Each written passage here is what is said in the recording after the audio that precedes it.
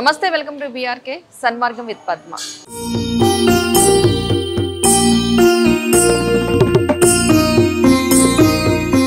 ఈరోజు మనం ఉన్నాము సికింద్రాబాద్లోని ఉజ్జయిని మహంకాళి అమ్మవారి టెంపుల్ దగ్గర.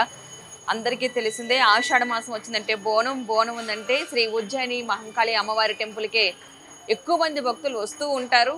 అందరికీ తెలిసిన అంశమే, అమ్మవారిని కొలవని భక్తులంటూ కూడా ఉండరు. దాదాపు 250 సంవత్సరాల నుంచి కూడా అమ్మవారు ఇక్కడ కొలువై ఉన్నారు. అంత మహిమాన్వితమైన శక్తి గల అమ్మవారు శ్రీ ఉజ్జయిని మహంకాళి అమ్మవారు. ప్రతి ఒక్కరికి తెలిసిన అంశమైనా సరే, ఎంత చెప్పుకున్నా సరే తక్కువే అవుతుంది.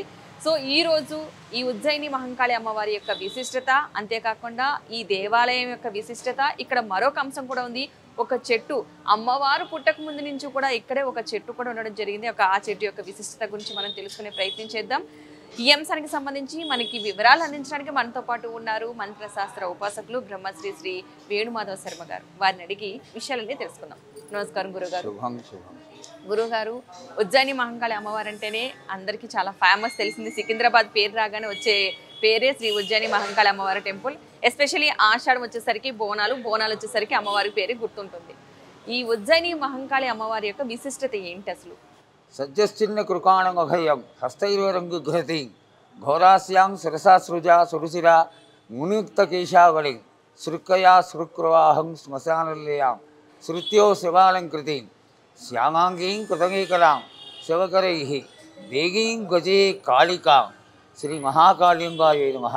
అమ్మాయి చెప్పినట్టుగా ఆషాఢం వస్తోంది అనగానే తెలంగాణ ప్రజలకి, ఇంత పూర్వం 2 రాష్ట్రాలు కలిసి ఉన్నటువంటి తెలుగు ప్రజలందరికీ కూడా ఎంతో ఉత్సాహాన్ని కలిగించేసేటువంటి ఈ ఆషాఢ జాతర ఇంచుమించుగా 15-16 రోజులు కొనసాగుతూ దేదీప్యమానంగా భక్తజనులందరూ వచ్చి మహాకాళి అమ్మవారిని దర్శించుకుని తమ శక్తి కొలది అమ్మవారికి కానుకలు సమర్పించుకొని అమ్మవారి యొక్క ఆశీర్వాదాన్ని పొందుతున్నారు. అంటే దీనిలో ఒక చక్కటి ఔన్నత్యం ఉంది, అమ్మవారి గొప్పతనం ఉంది. దీనికి కారణం ఏమిటి అంటే, ఇంచుమించుగా 250 సంవత్సరాల క్రిందట లష్కరుగా పిలువబడేటువంటి తెలంగాణ, సికింద్రాబాదు ఈ ప్రాంతంలో డోలీగేరర్లందరూ నివసిస్తూ ఉండేవాళ్ళు. ఆనాడు ఎండలు వెళ్ళిపోయి వానలు మొదలైనటువంటి సమయాల్లో ఇక్కడ కలరా, మసూచి, అంగవార్లు ఇతరమైనటువంటి వ్యాధులు విపరీతంగా క్రొగలడం, ఆ క్రొగలినటువంటి సమయంలో జనం తనువు చాలించి వెళ్ళిపోయేటువంటి స్థితిలో వాళ్ళని ఈ వ్యాధులు బాధించడం జరుగుతూ ఉండేది. అటువంటి సమయంలో ఇక్కడ ఉన్నటువంటి ఈ డోలీగేరర్లు వీళ్ళందరూ కలిసి దగ్గర అన్ని కులాల వాళ్ళు, అన్ని మతాల వాళ్ళు, అన్ని జాతుల వాళ్ళు అమ్మవారిని ప్రార్థించి, అమ్మ మాకు ఈ బాధ లేకుండా మేము ఎల్లవేళలా సుఖశాంతులతో వర్ధిల్లిట్టుగా మాకు ఆశీర్వదించేటట్టయితే మేము నిన్ను ఉజ్జయిని నుంచి తీసుకొచ్చి ఇక్కడ ప్రతిష్ఠింప చేసుకొని నీకు కొలుకు చేసుకొని నీ ఆశీర్వాదం పొందుతాను తల్లి అని వేడుకొనగా, అమ్మవారు వారి యొక్క కోరికల్ని తీర్చి ఆది వ్యాధులు లేకుండా కాపాడిన దానికి గుర్తుగా అమ్మవారిని ఉజ్జయిని నుంచి తీసుకొచ్చి ఇక్కడ ప్రతిష్ఠింప చేయడం జరిగింది. అయితే ఇక్కడ విశిష్టత ఏంటంటే, తెచ్చే నాటికే ఇక్కడ ఉన్నటువంటి వేప చెట్టు ఏదైతే ఉందో, ఈనాడు యూనివర్సిటీలో స్టూడెంట్స్కి రెఫరెన్స్గా ఉన్నటువంటి ఈ వేప చెట్టు ఆనాటికే ఇక్కడ ఉండడం, ఆనాటి భక్తులు ఆ అమ్మవారిని తీసుకొచ్చి మొట్టమొదటగా ఈ వేప చెట్టు కింద కూర్చోబెట్టడం జరిగింది. అందుకనే వేప చెట్టుని మనమందరం కూడా అమ్మవారి స్వరూపంగా ఒక్కొక్క ఆకుని ఒక్కొక్క దేవతగా భావించి అమ్మవారికి పూజ చేస్తాం. అయితే 200 సంవత్సరాల పైన ఈ యొక్క చెట్టు శాఖోపశాఖలుగా 3 అంతరాలకి పైగా కాకిపోయింది ఈనాడు. అయితే అమ్మవారు ఇక్కడ ఉన్నటువంటి జగదేక మాతని ఆలయంలో ప్రతిష్ఠింపచేసి చెన్నారెడ్డి గారి కాలంలో అమ్మవారికి రాతి కట్టడంతో మందిరాన్ని నిర్మింపచేసి జగద్గురువులు పుష్పగిరి పీఠాధిపతులు శ్రీ శ్రీ శ్రీ విజయాంతసింహభారతి స్వామి వారి యొక్క హస్త కమలాలచే ప్రతిష్ఠింప చేయడం, చక్కటి కుంభాభిషేకాది కార్యక్రమాలు నిర్వర్తించడం ఇంచుమించుగా ఒక 55-60 సంవత్సరాల క్రిందట చేసినటువంటి ఒక క్రియ. ఆనాటి నుంచి కూడా అమ్మవారి యొక్క విశిష్టత ఏమిటి అనేది చాలా ప్రచారంలోకి రావడం.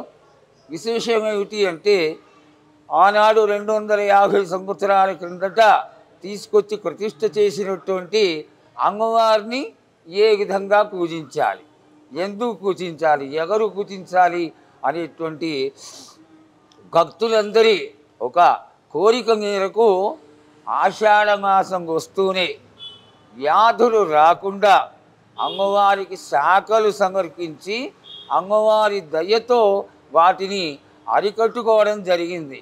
ఎప్పుడైతే పసుపు కుంకుమలు, ఈ యొక్క వేకాకు నీళ్లు ఆ కోతలాజు మీద కోసి సమర్పించుకుంటారో అమ్మవారు శాంతించి వాళ్ళందరినీ కూడా ఏ విధమైనటువంటి గాథలకి గురి కాకుండా కాపాడుతూ వచ్చింది అమ్మవారు.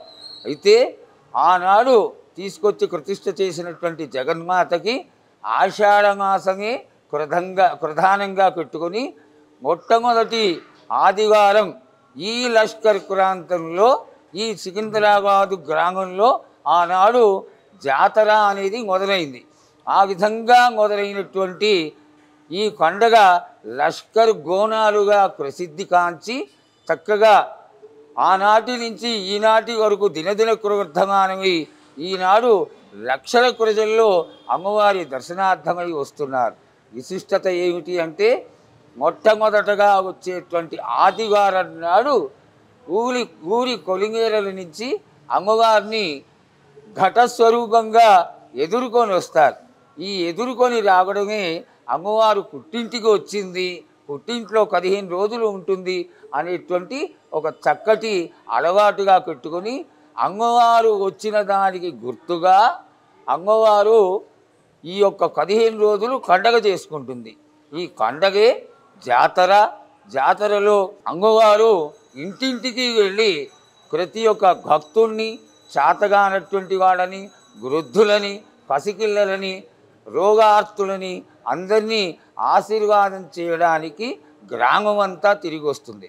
మొట్టమొదటి రోజున అంటే నిన్నటి రోజున ఆదివారం నాడు అమ్మవారు ఘటస్వరూపంలో దేవాలయానికి వచ్చి 15 రోజులు గ్రామ సంచారం అయిన తర్వాత మళ్ళా 3వ ఆదివారం నాడు తెల్లవారుసామున 4 గంటలకి అలంకార పూరిత అయినటువంటి జగన్మాతని అలంకరించిన తరువాత తెల్లవారుసామున 4 గంటలకి చక్కటి మంగళహారతితో అమ్మవారి యొక్క ఆలయ ద్వారాలు తెరుచుకొనబడతాయి. ఈ ద్వారాలు తెరుచుకున్న తరువాత ముత్తైదువులందరూ తలస్నానం చేసి ఘటాలని లేక ఈ గోనాలని శిరస్సును కట్టుకొని వండుకున్నటువంటి అక్కడే వండినటువంటి తీపి పదార్థాన్ని అలంకారం చేసినటువంటి ఆ గోనానికి పైన శాఖలతో ఉన్నటువంటి చిన్న కుండ, దానిపైన గండదీపం, వేకాకులు ఇవన్నీ పెట్టి శిరస్సును కట్టి ఈ ప్రాంతం అంతా కూడా ముత్తైదువులతోటి అమ్మవారి స్వరూపంగా కన్నుల కండువగా అమ్మవారే ఈ ప్రాంతం అంతా తిరుగుతోందా అన్నంత ఆనందంగా ఈ యొక్క ప్రాంతంలో మొట్టమొదటి గోనాలు శాఖలు తీసుకొచ్చి అమ్మవారి ఎదురుగుండా ఉన్నటువంటి కోతలింగడు ముందర అనగా రాజశ్యామల అమ్మవారి యొక్క ముందర ఉన్నటువంటి కోతలింగడుకైన ఈ శాఖలను కోసి తీగి వంటకాలు ఏవైతే వంట చేసుకొచ్చి గోన స్వరూపంగా తీసుకొస్తారో అది అమ్మవారికి సమర్పించి తమ యొక్క బిడ్డలని కాకలని ఇంటి ఇల్లాదులని అందరినీ కూడా ఆయురారోగ్యాలతో కాపాడమని అమ్మవారిని ప్రార్థించుకుంటూ పసుపు కుంకుమలు చీరసారెలు తమకు తోచినటువంటి బహుమతులు అన్నీ కూడా అమ్మవారికి సమర్పించుకొని భక్తులందరూ ఆనాడు ఇంచుమించుగా 4:30-5 గంటల వరకు ముత్తైదువులందరూ కూడా ఎడతెరిగి లేకుండా అమ్మవారి దర్శనం చేసుకుంటారు. తదనంతరం సాయంత్రం ఆనంద కోలాహలంతో కోతరాజులందరూ అక్క అయినటువంటి మహాకాళి అమ్మవారిని దర్శించుకోవడం కోసం కలహారకు గళ్ళ రూపంలో ఆ గళ్ళలో పూర్వకాలం అయితే కక్కు గెల్లాలు కాయసాలు నానా రకాల కిండి వంటలు ఇవన్నీ పెట్టుకొని ఎడ్ల గండ్లలో వాటిని అలంకారం చేసుకొని తీసుకొచ్చి కోతరాజులు విన్యాసంతో నీడ తాళాలతో ఆనందంగా ఆడుకుంటూ అమ్మవారికి ఇష్టమైనటువంటి నాట్యం చేసుకుంటూ వచ్చి సమర్పించుకోవడం జరుగుతుంది. రాత్రి వేళ ఆ రోజు రాత్రి జలకుండ తీసుకురావడం, ఆ తర్వాత కచ్చికుండ తీసుకురావడం మేళతాళాలతో రాత్రి అర్ధరాత్రి సమయంలో జరుగుతుంది. రాత్రి 11 గంటల వేళలో అమ్మవారికి కాళరాత్రి పూజ, విశేషమైనటువంటి పూజ. ఈ పూజలో సాధారణంగా ఇదివరకు రోజుల్లో అయితే కేవలం ఈ ఆనాడు ఉన్నటువంటి అమ్మవారిని తీసుకొచ్చినటువంటి కులాలు మతాలు జాతులు ఏవైతే ఉంటాయో వాళ్ళు మాత్రమే పాల్గొనేవాళ్ళు. ఈ రోజున అందరూ పాల్గొంటూ ఉన్నారు. అయితే 11 గంటలని మొదలైనటువంటి పూజ సరిగ్గా 12 గంటల సమయంలో అమ్మవారికి దివ్య మంగళహారతితో ముగుస్తుంది. అది అయిన తర్వాత మర్నాడు తెల్లవారుజామున సోమవారం నాడు అమ్మవారికి రంగం అనేటువంటి కార్యక్రమం జరగబడుతుంది. ఈ రంగంలో విశిష్టత ఏమిటంటే కచ్చి కుండకైన ఆనాటి నుంచి జోగిని స్వరూపంగా కట్టికి గాసింగం కట్టి జనానికి కేవలం జనం కోసమే వదిలేసినటువంటి ఆ స్త్రీని ఈ సాన్నిధ్యంలోకి తీసుకొచ్చి మేళతాళాలతో ఈ సాగర మంత్రాలతో అమ్మవారి కచ్చికుండకైన నిలబెట్టడం జరుగుతుంది. అమ్మవారి సత్యం తెలియచేస్తూ అమ్మవారు ఆవహించిన తరువాత ఆ కచ్చికుండ ఆ జోగిని నిలబడ్డా కూడా విరగకుండా ఉండి పగిలిపోకుండా ఉండి తాను చెప్తున్నటువంటి భవిష్యత్తుని మొత్తం తెలియజేసేంత వరకు ఉండి అమ్మవారు కైలాసం వెళ్ళిపోయిన తర్వాత ఆ కుండ పగిలిపోవడం, పగిలినటువంటి ఈ యొక్క కుండ నిదర్శనం ఏమిటి అంటే అమ్మవారు తన శక్తిని తెలియజేసుకోవడమే.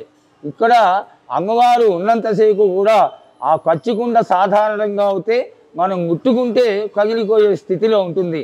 కానీ ఆ జోగిని నిలబడి భవిష్యత్తు చెక్కినంతసేపు కచ్చికుండ కదలకుండా ఉండి అమ్మవారు తన యొక్క సత్యాన్ని తెలియజేసుకునేటువంటి ప్రక్రియే భవిష్యమాని. ఇది అయిన తరువాత కోతరాజుల విన్యాసంతో ఇక్కడ ఒక చిన్న కార్యక్రమం ఉంటుంది. గలిహరణం చేస్తారు. అది అయిపోయిన తర్వాత అమ్మవారు గజారూఢై ఆనందంగా అత్తవారింటికి ఘటస్వరూపంలో మళ్ళా తిరిగి వెళ్ళిపోయి కొరిగేరలు దాటుతుంది అనేటువంటిది ఇంతకాలంగా ఈ 250 సంవత్సరాలుగా ఈ లష్కర్ గోనాలు మొట్టమొదటగా ఎవరు ఏమి చెక్కినా ఎన్ని చెక్కినా గోనాలు మొదలైనది ఈ ప్రాంతంలోనే లష్కర్ గోనాలుగా ప్రసిద్ధికెక్కినటువంటి ఈ ఉజ్జయిని మహాకాళి దేవస్థానంలోనే ఇక్కడే మొట్టమొదటగా జరిగినటువంటి ఈ క్రియకి ఇంత ప్రాచుర్యం వచ్చి ఎక్కడ ఎంత గోనాల పండగ జరిగినా కన్నుల కండువగా జనాలు మైమరిచిపోయేంత ఆనందంగా మళ్ళీ మళ్ళీ చూడాలి ఈ పండగ అనేటువంటి ఒక కోరికతో దినదినాభివృద్ధి పెరుగుతూ జరుగుతున్నటువంటి ఈ గోనాల పండగ, లష్కర్ గోనాల పండగ ఇక్కడే మొదలై ఇక్కడే ఇంత చక్కగా జరగడం చాలా విశిష్టమైనటువంటి విషయం.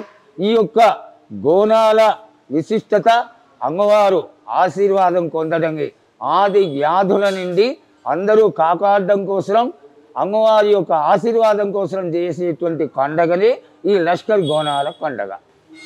అంటే గతంలో జరిగే బోనాలు అంటే మొదట్లో జరిగే బోనాలకి ఇప్పుడు జరిగే బోనాల పండగకి ఏంటి మీరు చాలా కాలంగా చూసుంటారు కాబట్టి ఏంటి తేడా ఏమైనా కనిపించిందా? అమ్మ, ఈరోజు చాలా విచిత్రంగా మనుషులు చాలా రకాల మార్పులు చెంది అమ్మవారి యొక్క ఉనికిని, దేవత ఉనికిని మనము గమనించుకోలేకపోతున్నాం. హైందవ సాంప్రదాయంలో, సనాతన ధర్మంలో పసుపు కుంకుమలకి, వేపాకుకి, మామిడాకుకి, అమ్మవారికి చేసేటువంటి ఈ యొక్క సుగంధ ద్రవ్యాలతో వేసేటువంటి కొగలకి, ఆ తర్వాత మంగళహారతులకి ఉన్నటువంటి ప్రాధాన్యత అనన్య సామాన్యమైనటువంటిదమ్మా.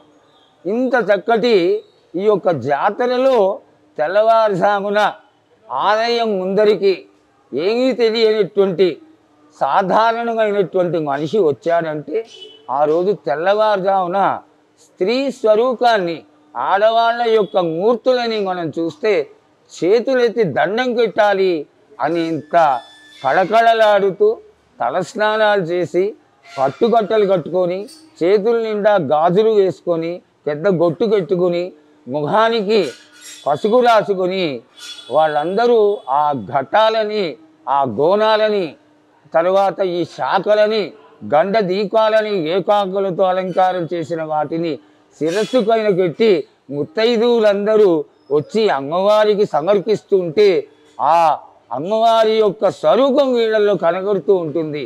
అంత చక్కటి ఈ పండగ యొక్క ప్రాధాన్యత ఈనాడు కొంత వేలంగేది వేషాల వల్ల మార్పు చెందుతూ కొత్తగా వస్తున్నటువంటి స్టైల్స్కి అనుగుణంగా మారుతోంది. అది లేకుండా సనాతన ధర్మాన్ని, సాంస్కృతిక ఈ యొక్క విశిష్టత కలిగినటువంటి పూజలని, ఇది వేద సంబంధమైనటువంటిది కాకపోయినప్పటికీ కూడా ఆచారానికి సంబంధించినది. లోకాచారం అనేది ఒకటి ఉంటుందమ్మా. ఆ విధమైనటువంటి లోకాచారంలో ఎంతో విశిష్టత కలిగినటువంటి ఈ గోనాల పండుగ తెలంగాణ ప్రజలందరికీ కూడా తలమానికమై ఈ యొక్క ప్రదేశం అంతా కూడా అమ్మవారి స్వరూపంగా నిండిపోతుంది. ప్రత్యేకించి బోనంలో ఆ బోనం తయారీలో ఏమేమి పెట్టాలంటారు? అంటే ఒక్కొక్కరు ఒక్కో రకంగా చేస్తూ ఉంటారు కాబట్టి. అదేమీ లేదమ్మా. ఆడపిల్ల మన ఇంటికి వస్తే తీకి వంటలతో ఆడపిల్లకి పెట్టి సంతోషపడ్డం అనేది మా తెలంగాణ ప్రజలకి ఆనవాయితీ. అలాగే ముత్తైదువులందరూ కూడా ఈనాడు వెండి, బంగారం, ఇత్తడి, రాగి మొదలైనటువంటి ఈ యొక్క గోనాలని కొనుక్కొచ్చి నానా రకాలుగా తయారు చేస్తున్నారు. కానీ ఆ రోజుల్లో కొత్త కుండ కొనుక్కొచ్చి దాన్ని శుద్ధిగా తలస్నానం చేసి కట్టెల మీద ఆ యొక్క కుండని పెట్టి దానిలో పాయసం వండడం, ఆ పాయసంలో పచ్చకూర కానీ, కూరీలు కానీ, తీపి వంటలు కానీ ఇవన్నీ అందులో పెట్టి చక్కగా అమ్మవారి మా ఇంట్లో ఈ పిండి వంటలు తిని మమ్మల్ని ఆశీర్వాదం చేస్తుంది అనేటువంటి భావనతో ఆ కుండకంతా కూడా పసుపు కుంకుమలతో అలంకారం చేసి దానిపైన ఇంకొక చిన్న కుండ పెట్టి దానిలో గావి నుంచి తెచ్చినటువంటి నీళ్లు పోసి దానిలో ఇష్టమైన వాళ్ళు కళ్ళు పోసుకుంటారు. లేదు ఆ ప్రక్రియ మాకు వద్దు అనుకునే వాళ్ళు పెరుగు వేసుకుంటారు. పెరుగు ఎందుకు వేస్తారు అంటే మజ్జిగ చల్లదనాన్ని కలిగింపజేస్తుంది. బాగా ఎండలో పడి వచ్చిన వాళ్ళకి మనం ఇంటికి వచ్చినటువంటి అతిథులకి మజ్జిగ ఇచ్చి శాంతపరుస్తాం. ఆ విధంగానే ఆ చిన్న కుండలో మజ్జిగ వేసి తరువాత పసుపు కుంకుమలు వేసి వేప కుండలు పెట్టి దానిపైన గండదీకాన్ని పెడతాం. ఆ గండదీక స్వరూపమే అమ్మవారిగా భావన చేసి తలపైన పెట్టుకొని ఇష్టమైతే మేడతాళాలతోటి వారి వారి శక్తిని అనుసరించి ఇష్టంగా ఆ యొక్క గోనాన్ని తీసుకొచ్చి జగన్మాత అయినటువంటి మహాకాళి అమ్మవారికి సమర్పించుకోవడం అనేది సాంప్రదాయం. మీరు దాదాపు ఎన్ని సంవత్సరాల నుంచి ఈ దేవాలయంలో పనిచేస్తున్నారు? అసలు నిజంగా చెప్పాలంటే మా తాతగారు ఈ యొక్క దేవాలయంలో 60-70 మంది బ్రాహ్మలు అమావాస్యకి మంత్రశాస్త్ర ప్రధానమైనటువంటి ఈ మహాకాళి అమ్మవారి దేవాలయంలో అత్యద్భుతంగా పూజలు జరుగుతూ ఉండేవి. శాస్త్రకరమైనటువంటి పూజలు. అందులో ఓరుగంటి వారు విశ్వనాథం గారని ఒక ప్రధాన అర్చకులు ఉండేవారు. వారి కుటుంబీకులు, అలా విశేషమైనటువంటి కుటుంబాల వాళ్ళందరూ ఈ ఆలయంలో మా తాతగారైనటువంటి రంగావతుల జయకృష్ణమూర్తి గారు అడ్వైజర్గా ఉండేవారు. వాళ్ళందరూ కలిసి చక్కటి పూజలు నిర్వర్తించేవాళ్ళు. ఆ నిర్వర్తించేటువంటి సమయంలో సాధారణంగా అమ్మవారు తానుగా కనిపించడం జరుగుతూ ఉండేది.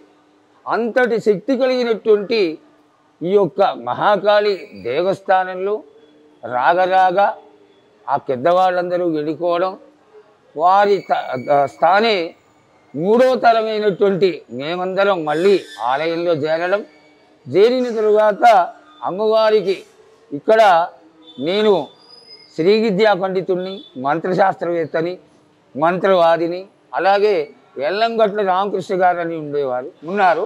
వారు మంత్రశాస్త్రవేత్త, వారు కూడా శ్రీ విద్యా పండితులు, వేద పండితులు. అలాగే ఈ పరంపరలో ఉన్నటువంటి 4-5 అర్చకులు ఈ దేవాలయంలో ఇవాటికి ఉన్నారు. వాళ్ళందరూ కూడా చక్కగా ఆలయ అభివృద్ధికి, ఆలయ యొక్క దేవత చైతన్యానికి పాటుపడుతూ ఉంటారు. అదేవిధంగా నేను జగద్గురువుల దగ్గర, పుష్పగిరి పీఠాధిపతుల దగ్గర మంత్రశాస్త్రాన్ని అభ్యసించి ఇంచుమించుగా 40 సంవత్సరాలుగా ఈ అమ్మవారికి నాకు సేవ చేయాలనేటువంటి ఒక విశేషమైనటువంటి కోరిక ఉన్నందువల్ల ఈ దేవాలయంలో నేను కూడా శ్రీ విద్యా పండితుడిగా, మంత్రశాస్త్రవేత్తగా, మంత్రవాదిగా ఎన్నుకోబడి అపాయింట్ చేయబడి ఈ దేవాలయంలో 40 సంవత్సరాలుగా ఉన్నాను. ఈ దేవాలయం ఈ సంవత్సరం ఏ విధంగా ఉన్నాయి ఏర్పాట్లు? అంటే ప్రతి సంవత్సరం కూడా ఎంత చేసినా అమ్మవారికి తక్కువనే అనిపిస్తుంది మనకి. అందులోని ఆడపిల్లలకి ఎంత చేసినా తక్కువే అని అమ్మవారిని కూడా ప్రతి ఒక్కరు ఆడపడుచుగా, మన ఇంటికి వచ్చిన అమ్మాయిగా ఫీల్ అవుతారు. కాబట్టి ఈ సంవత్సరం ఏ విధంగా ఉన్నాయి? ఇక్కడ రంగం అనేది ఏ రోజు జరుగుతుంది? నేను చిన్నప్పటి నుంచి చూస్తున్నటువంటి చక్కటి విషయం అమ్మా. 60 సంవత్సరాల కిందట చెప్తున్నాను. ఇంచుమించుగా పండగ రోజున పొద్దున 6 గంటలకి దేవాలయం తెరిస్తే 5-6 వేల మందితో దేవాలయం తెరవకూడేది. ఈ రోజున మొట్టమొదటి రోజున పండగ ద్వారాలు తెరిచే సమయానికి కొన్ని లక్షల మంది ఆలయం చుట్టూ ఎప్పుడు చూస్తామా జగన్మాతని, అమ్మవారి యొక్క హారతిని ఎప్పుడు కళ్ళగద్దుకుంటామా అనేటువంటి ఒక ఆతృతతో ఆ జగన్మాత యొక్క స్వరూపాన్ని చూడడం కోసమై ఇంచుమించుగా రాత్రి 1 గంట నుంచి వేచి ఉంటారు. ఆ వేచి ఉన్నటువంటి భక్తులంతా కూడా అమ్మవారి దర్శనం చేసుకోవడం, తరువాత ఈ దర్శనానంతరం అందరూ మళ్ళీ రావాలి అని మళ్ళీ సాయంత్రం రావడం, మరునాడు రావడం కూడా జరుగుతూ ఉంటుంది. అయితే ఆనాడు 5-6-10 వేల మంది దర్శనం చేసి 60 సంవత్సరాల కిందట. ఇవాళ కనీసం ఆలయంలో ఈ జాతర సమయంలో మొదటి రోజున మొదలైనటువంటి జనం 15 రోజులు కూడా ఈ జగన్మాతని దర్శనం చేసుకోవడానికి తండోపతండాలుగా ఏం చేస్తున్నారు. అందరూ ఈ యొక్క జాతరలో ఆఖరి రోజున చూడలేనేమో, అందుకని ముందుగానే చూద్దాం అమ్మవారిని అనేటువంటి ఒక కోరికతో వస్తున్నారు. ఈ ఆలయానికి కనీసం 50 లక్షల మంది వచ్చి అమ్మవారి దర్శనం చేసుకుంటున్నట్టుగా ఒక అంచనా అమ్మ. అయితే ఆనాటికి ఈనాటికి విశేషం ఏంటంటే, ఈనాడు తెలంగాణ రాష్ట్ర ముఖ్యమైనటువంటి పండగగా అమ్మవారికి పట్టు చీరలతోటి, శారలతోటి మొట్టమొదటి పసుపు కుంకుమల్ని రాష్ట్రం తరఫున అమ్మవారికి సమర్పించడం, రాష్ట్ర పండగగా దీన్ని డిక్లేర్ చేయడం జరిగింది. ఆనాటి నుంచి మరీ ఎక్కువైపోయింది ఇది. ఈ 15 రోజులు కూడా, ఆఖరి 2 రోజులే కాకుండా ఈ 15 రోజులు కూడా జాతరగానే నిన్న నుంచి మొదలైపోయిందమ్మా. ఎప్పటికో చివరి జాతర ఎప్పుడు జరుగుతుంది? చివరికి రోజు ఆదివారం నాడు ఇవన్నీ జరిగిన తర్వాత సోమవారం 16వ రోజున అమ్మవారు ఎప్పుడైతే ఏనుగుకైనా ఘట స్వరూపంలో అత్తవారింటికి వెళ్ళిపోతుందో, నిజంగా చెప్పాలంటే ఏదో ఒక వెలుగు దాటి వెళ్ళిపోయింది, ఆ చైతన్యం కదిలి వెళ్ళిపోయింది అనేటువంటి ఒక ఊహ భక్తులందరిలో రావడం నేను కన్నులారా చూసినటువంటి ఒక విషయం. ఏమైనప్పటికీ కూడా అమ్మవారు వెళ్ళిపోయిన తర్వాత ఆ క్రొగ తగ్గి సాయంత్రం వరకు కేవలం దర్శనార్థమై భక్తులందరూ వచ్చి ఆ రోజు రాత్రి 12 గంటల వరకు దేవాలయం తెరిచుండి ఇంచుమించుగా 40 గంటల తరువాత ఆలయాన్ని రాత్రి 12 గంటలకు మూసేయడం జరుగుతుంది. అక్కడి వరకు పండగ జరుగుతూనే ఉంటుంది. రంగం అనే ఒక కార్యక్రమం ద్వారా భవిష్యవాణి చెబుతూ ఉంటారు. భవిష్యవాణి యొక్క ముఖ్య ఉద్దేశం ఏమనుకోవాలి? భవిష్యవాణి ద్వారా ఏం తెలుస్తాయి అనుకోవచ్చు? ఈనాడు మీరందరూ ఉన్నారమ్మా, మీడియాలు ఉన్నాయి, టెలిఫోన్లు ఉన్నాయి, సెల్ ఫోన్లు ఉన్నాయి. ఒకళ్ళ విషయాన్ని ఒకళ్ళు తెలియజేసుకుంటున్నారు. ఆ 250 సంవత్సరాల క్రిందట మీడియా అయినా కానీ, టెలిఫోన్లు అయినా కానీ, సెల్ ఫోన్లు అయినా కానీ అన్నీ కూడా అమ్మవారి యొక్క స్వరూపమే. ఆనాడు ఉపాసకులు ఎంత విశేషంగా ఉండేవాళ్ళంటే, ఒకవేళ నువ్వు వచ్చి కానీ ఏదన్నా విషయం తెలియచేస్తే దాన్ని ఇంకొకళ్ళకి తెలియచేయాలి అంటే చాలా చక్కటి విషయాలు జరుగుతూ ఉండేవి. వారికి చాతైనటువంటి భాషలో ఒక తాళపత్రంకైనా రాసి దాన్ని అమ్మవారి పాదాల దగ్గర పెడితే ఆవిడ మర్నాడు తెల్లవారేసరికి వాళ్ళ ఇళ్ళకి చేరవేయడం జరుగుతూ ఉండేది. ఇది నేను కళ్ళతో చూసినటువంటి విషయం మా సమయంలో కూడా. అట్లా అమ్మవారి యొక్క గొప్పతనాన్ని తెలుసుకొని ఈవిడే మనకి దిక్కు అనేటువంటి భావనతో ఆనాడు చక్కటి ఒక ఉపయోగమైనటువంటి విషయాన్ని తెలుసుకుని జోగిని పైకి అమ్మవారిని ఆవహింక చేస్తాం. ఆవహింక చేసినప్పుడు ఎవరో నాలాంటి తెలుసుకున్నటువంటి తెలివి ఉన్నటువంటి ఒక వ్యక్తి నిలబడి అమ్మవారిని ప్రశ్నలు అడుగుతున్నాడు. ఏ ప్రశ్నలు అడుగుతున్నాడు? ఈ భక్తులందరికీ, ఇన్ని లక్షల భక్తులకి సంబంధించినటువంటి విషయం ఏది మూలమైనదో దాన్ని తీసుకొని దాన్ని అడగడం జరుగుతుంది. ఆ అడిగిన దానికి భవిష్యత్తు తెలిసినటువంటి ఏకైక స్వరూపం ఏదైతే ఉందో అదే జగన్మాత. ఆవిడ జరగబోయేది ఏ విధంగా జరుగుతుంది, ఎందువల్ల జరుగుతుంది, లేదా గడిచిపోయిన విషయంలో వచ్చినటువంటి అవంతరాలు ఏ విధంగా వచ్చినాయి, ఎందుకు వచ్చినాయి అని చెప్పగలిగినటువంటి సామర్థ్యం కలిగినటువంటి దేవతయే జగన్మాత. అందుకని ఆనాటి నుంచి కూడా ఆవిడని ఆశ్రయించి ఈ మీడియా, సెల్ ఫోన్లు ఇవన్నీ ఈనాడు మనం సమకూర్చుకునేవి. కానీ అత్యంత ప్రభావశాలి అయినటువంటి ఆ జగన్మాత అందరికీ మంచిని తెలియజేస్తూ తానే అన్నీ అయి కాపాడేటువంటి జగన్మాతని అందరూ నమ్ముకొని ఈ విధమైనటువంటి కష్టాల నుంచి గడిపడేవాళ్ళు. ఈ దేవాలయానికి సంబంధించి ఏమన్నా అంటే ప్రతి ఒక్క దేవాలయానికి కొన్ని రహస్యాలు అంటూ ఉంటాయి. ప్రత్యేకించి ఏమైనా గుప్త నిధులు కావచ్చు, లేదంటే కొన్ని చెప్పకుండా రహస్యాలు అంటూ ఉంటాయి. ఈ దేవాలయానికి సంబంధించి ఏమైనా అటువంటివి ఉన్నాయంటారా? నాకు తెలిసి జగన్మాత మహాకాళియే గుప్త నిధి అమ్మ. అంతకంటే గుప్త నిధి ఇంకొకటి లేదు. ఆస్తి వచ్చింది అంటే ఈ ఆస్తిని మించినటువంటి ఆస్తి లేదు. అటువంటి జగన్మాతే మనకి ఆశీర్వాద గళంగా ఉంటే వేరే విషయాలు మనం అనవసరం ఏమో వాటి గురించి ఆలోచించడం అనేది నా ఉద్దేశం. అంటే ప్రత్యేకించి రహస్యాలు అంటూ తెలియనివంటూ ఏమీ లేవంటారా? విశేషమే మహాకాళి. మహాకాళి ఎదురుకుండా వచ్చి అందరికీ తమ యొక్క ఆశీర్వాదాన్ని తెలియజేయడం అనేది ఈ ప్రాంతంలో జరుగుతూ ఉండేది. అది చాలా గొప్ప విశేషం. అది రహస్యం కూడా. అమ్మవారి ఉపాసన చేసి ఎవరైతే అమ్మవారిని గుడి ముందర నిలబడి ప్రార్థన చేస్తే అయితే కళల స్వరూపంలో కానీ వాళ్ళ యొక్క భక్తిని కట్టి మంత్ర ఉపాసనని కట్టి ఆవిడ వచ్చి సమాధానం చెప్పడం కంటే ఇంతకంటే కావలసినటువంటి నిధి ఇంకొకటి ఏముంటుందమ్మా? దాదాపు ఒక 40 సంవత్సరాల నుంచి అమ్మవారి సేవలో ఉన్నారు మీరు. మీకు కలిగిన అనుభూతులు ఏమన్నా ఉన్నాయా? అంటే గొప్పవి అంటే ప్రతి ఒక్కరికి అంటే ఈ 40 సంవత్సరాల నుంచి మీరు అమ్మవారితో నిరంతరం ఉంటూనే ఉంటారు. సామాన్య భక్తులు అంటే ఒకసారి చూసి వెళ్ళిపోతారు. మీరు అలా కాదు, నిత్యం ఇక్కడే ఉండి చూసే అదృష్టం ఇది. అలాంటి మీకు అనుభూతులు అమ్మవారితో ఏమన్నా కొంచెం కలిగినట్టు మాట్లాడినట్టు ఏమన్నా మీకు ఎప్పుడైనా అనిపించిందా? చాలా చాలా చాలా చాలా నేను అమ్మవారి ఉపాసకుడిని కాబట్టి ఈ ఇప్పుడు నువ్వు అడిగిన దానికి మళ్ళీ ఈ ప్రశ్నకి ఇంటర్నెట్ ఏమిటి అంటే, ఉపాసనా విధానంలో ఆ అమ్మవారిని ఎప్పుడైతే మనం అనుష్ఠానం చేస్తామో ఆవిడ యొక్క గునికి ఎల్లవేళలా మనల్ని అంటుకొనే ఉంటుంది.